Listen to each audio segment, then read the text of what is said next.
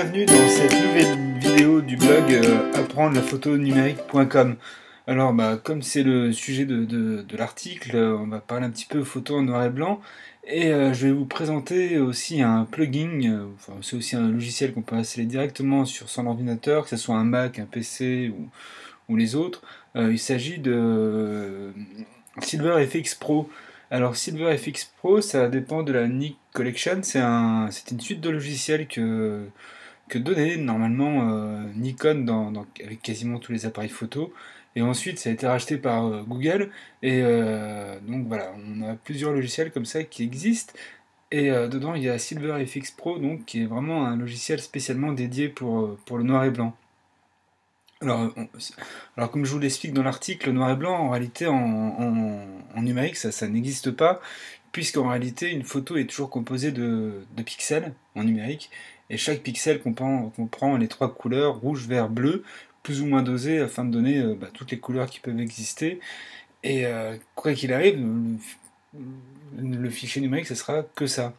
Alors quand on a une photo en numérique, en réalité quand on la passe en noir et blanc sur son appareil photo, lui il fait juste ça, il va juste désaturer les couleurs, vous voyez. Alors si je sature les couleurs, vous voyez, le bleu monte énormément, on commence à voir un petit peu bleu dans le ciel.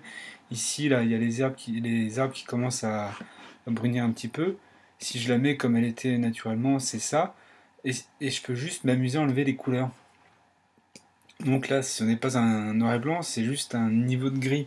Même si cette photo-là, elle est un petit peu trompeuse, puisqu'on a des parties qui sont très noires.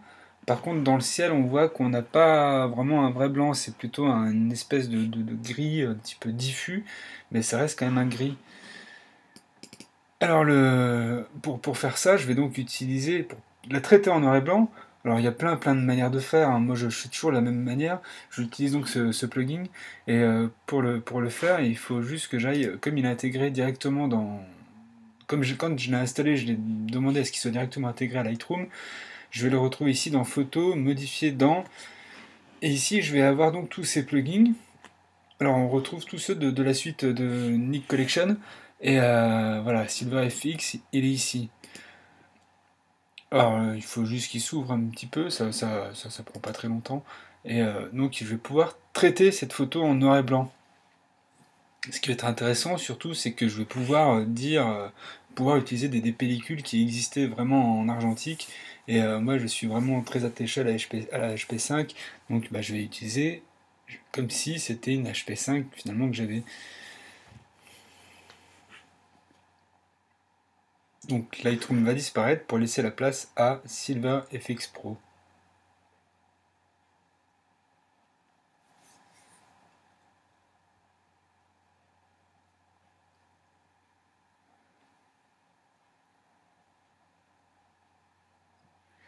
Donc ici on a bien SilverFX Pro. On retrouve ici la marque Nik Collection. Voilà. Donc SilverFX en fait il va nous proposer plein d'outils qui existent déjà dans n'importe quel logiciel de post-traitement, qu'on va retrouver aussi dans Lightroom. Le gros avantage va être ici dans les réglages sélectifs. On va pouvoir avoir la possibilité de faire des points de contrôle, des U-points, ça s'appelle. U-points. On va utiliser ça, on va beaucoup utiliser ça. On va aussi pouvoir définir des types de films. Alors on va retrouver tous les films qui existaient globalement dans le commerce en noir et blanc, le Kodak, l'Ilford, etc. Classés par sensibilité ISO. Et il y avait par exemple la fameuse Kodak Trix 400, c'était celle-ci. Et vous voyez, en fonction de la pellicule, déjà le rendu n'est pas tout à fait le même. Euh, Donc voilà, on va prendre tout de suite celle-là, ça sera beaucoup plus simple. Alors, ce qui va être intéressant, c'est qu'on va pouvoir jouer sur la luminosité globale, le contraste global ou la structure globale de l'image. Commençons par la structure. La structure, ça va juste servir à accentuer les contrastes. Vous voyez, on va faire ça. La luminosité, bon, vous en doutez, c'est pour éclaircir ou assombrir une image. Le contraste, ça va accentuer la différence entre le noir et le blanc. Une photo pas du tout contrastée, une photo trop contrastée même. Voilà. Et les fameux, la courbe de niveau qu'on retrouve aussi dans Lightroom. Ce qui était intéressant aussi en argentique, c'est qu'on pouvait placer à la prise de vue devant l'objectif des filtres de couleur. Et les filtres de couleur, en fonction de leur couleur, justement, accentuer ou diminuer le contraste. Par exemple, un filtre rouge, ça accentuait énormément le contraste, tandis qu'un filtre bleu, lui, le diminuait.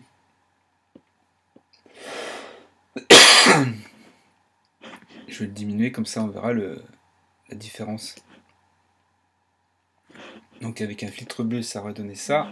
Et avec un filtre rouge, on était plutôt dans ces zones-là. Vous voyez, ici, ça change beaucoup sur le personnage, puisque là, il est tout noir. Et là, il devient... On commence à récupérer de la matière.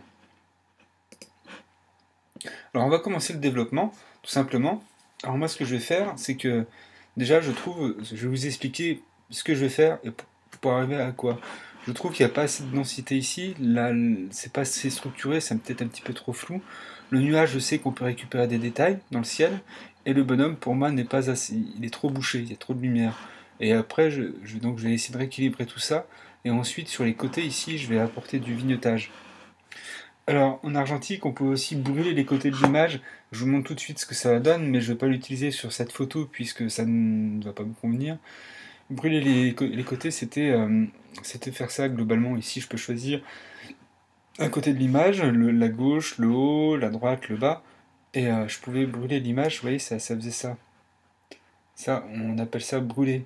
Alors, pour faire ça, on laissait apparaître beaucoup trop de lumière dans ce côté-là, en bougeant un morceau de carton sous l'agrandisseur.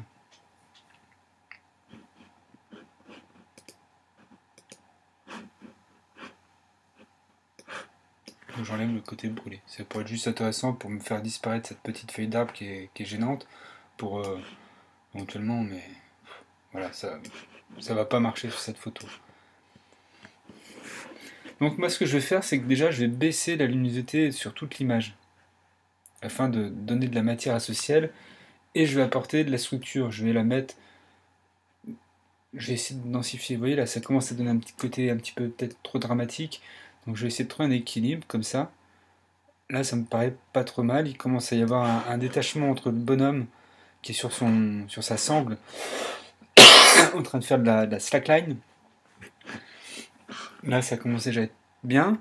Ensuite, ce que je vais faire, je vais aller dans les points de contrôle. Alors, les points de contrôle, ça va être des petites zones sur lesquelles je vais pouvoir jouer en lumière. Alors, ça se présente sous cette forme. Quand je clique donc sur point de contrôle, je vais en réalité en ajouter un. Et je le mets par exemple ici. Et ici, sur cet onglet, je vais pouvoir changer la taille du cercle. Et donc, il va appliquer ce point de contrôle sur toute la zone du centre jusqu'à l'extérieur et même un petit peu au-delà.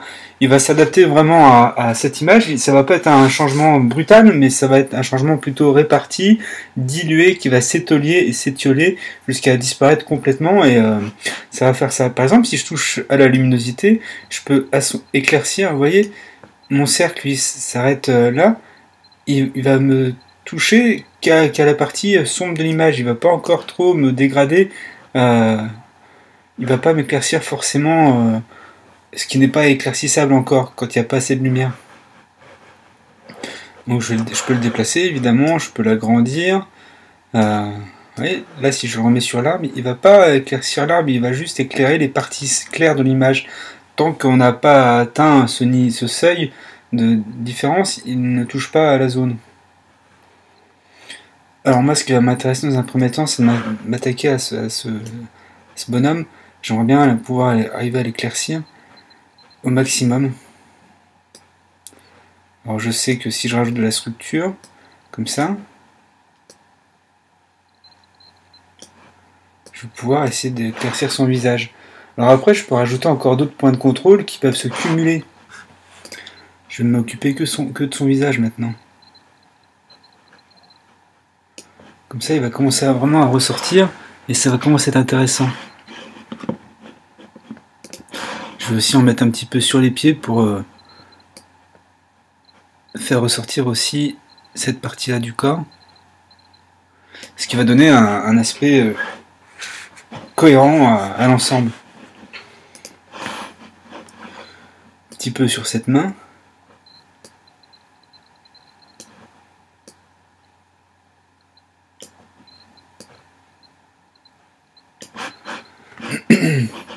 et encore un petit peu sur la main, juste ici.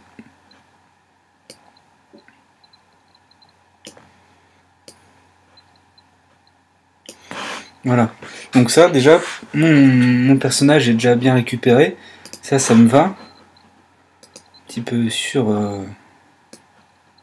juste là, pour encore déboucher la... Donc déjà on le voit plus, et ça m'intéresse. Ensuite, je vais boucher un petit peu cette zone là, pour recentrer le regard. Donc je reprends encore, toujours pareil, je reprends encore un point de contrôle. Alors il ne faut pas non plus que ça soit trop visible. Et il y a encore cette partie-là de l'image qui attire trop l'œil. Donc ça, je vais aussi diminuer la luminosité ici. Comme ça. Il faudrait que je parvienne à éclairer un petit peu cette zone-là autour de lui. Vous voyez, juste le tour de sa tête. Donc j'ai encore ajouté un point de contrôle.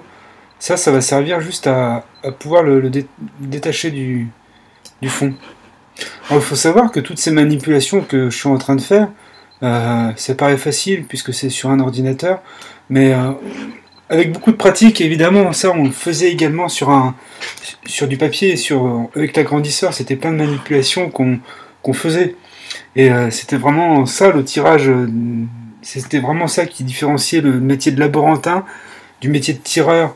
Quand on emmenait sa pellicule chez le photographe pour la faire développer, en fait, lui, ce qu'il faisait, c'est qu'il mettait toutes les pellicules dans une machine et les tirages papier sortaient à la chaîne. Il n'y avait pas de travail précis à faire. Tandis qu'un tireur, lui, allait faire plein de manipulations, plein de tests, afin d'arriver à faire un vrai tirage. Et il faut savoir qu'un tirage était toujours unique. Il n'y en avait pas un qui pouvait être strictement identique à un autre.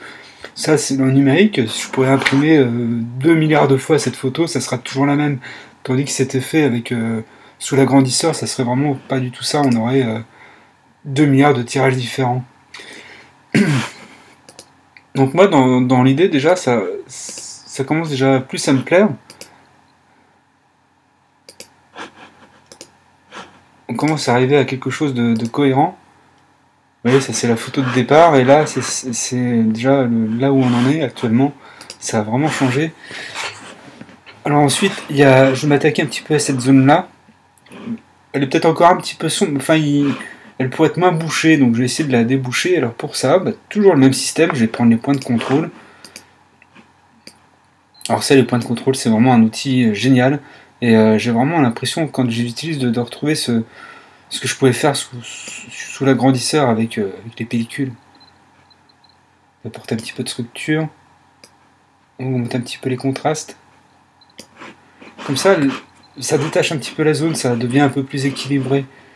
Par contre, celui-là, ce petit arbre-là, est peut-être un petit peu trop bouché. Alors lui, j'ai simplement diminué la lumière dessus. Voilà.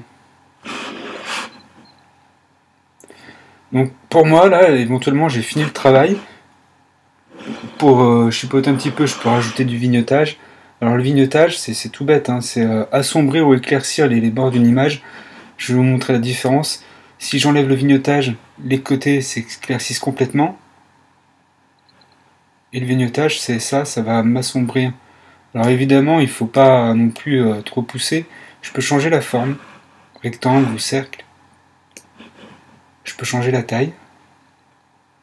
Alors je vais le tirer comme ça un petit peu, je vais essayer, et surtout je vais en enlever, pour que ce soit moins fort, plus doux.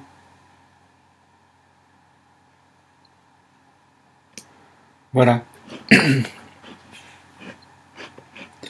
Donc là on a un rendu noir et blanc, on est vraiment loin de l'image du début, et c'est ça en fait, un noir et blanc, c'est vraiment quelque chose qui se travaille par la suite au post-traitement, et quand vous vous mettez sur le mode noir et blanc de votre appareil photo ou juste un niveau de gris, lui ne peut pas faire tout ce travail. Donc c'est vraiment à vous de le faire après au post-traitement.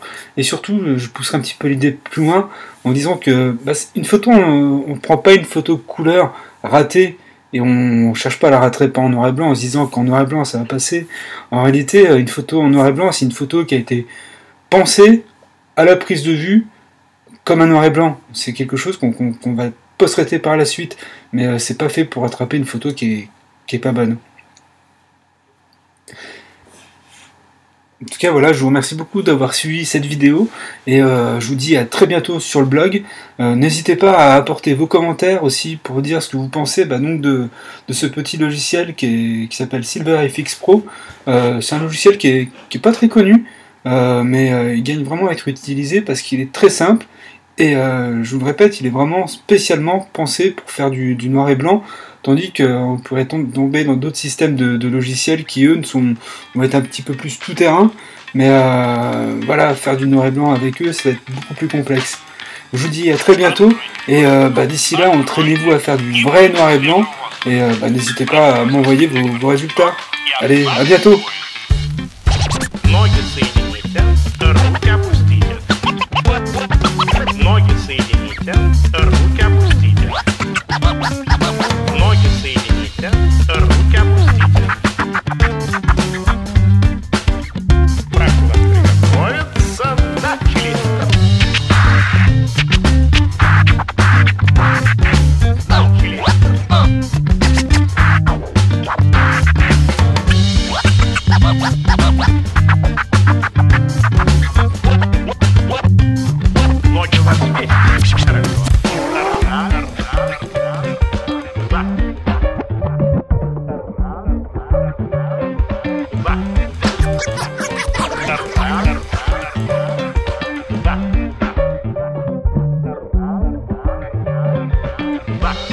Bye.